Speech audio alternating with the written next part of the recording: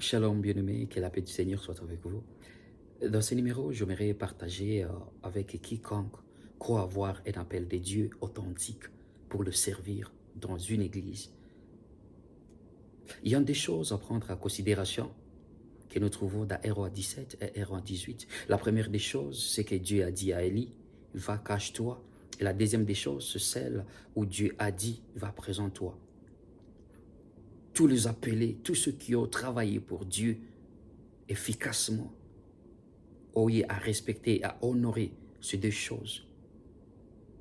Ainsi, lorsque nous voyons la vie de David, lorsqu'il a eu la victoire publique sur Goliath, cela émanait d'un secret où il a tué les lions et l'ours. De la même manière que l'arbre porte le fruit, le branche et le feuille, qui sont le résultat de racines qui sont enracinées dans les sols. Tout homme de Dieu, toute femme de Dieu qui veut avoir un ministère efficace, qui veut servir Dieu authentiquement dans la force, est appelé à avoir de culte personnel où il vit dans la présence de Dieu. Et cette présence de Dieu que tu vis dans les cultes personnels sera celle que tu donneras aussi dans les publics lorsque tu seras en service. Car il est impossible de donner ce qu'on n'a pas. On ne fait que donner ce qu'on a. Et si tu n'as pas, tu ne donneras rien. La considération de ton culte personnel, de ton cache-toi,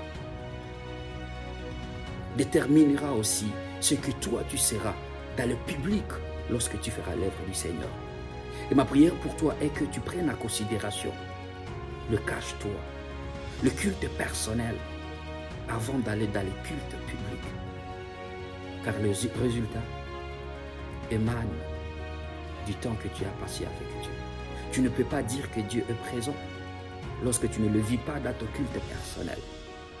Que mon beau Dieu te garde et t'aide à aimer, à demeurer dans le culte personnel, seul avec Dieu.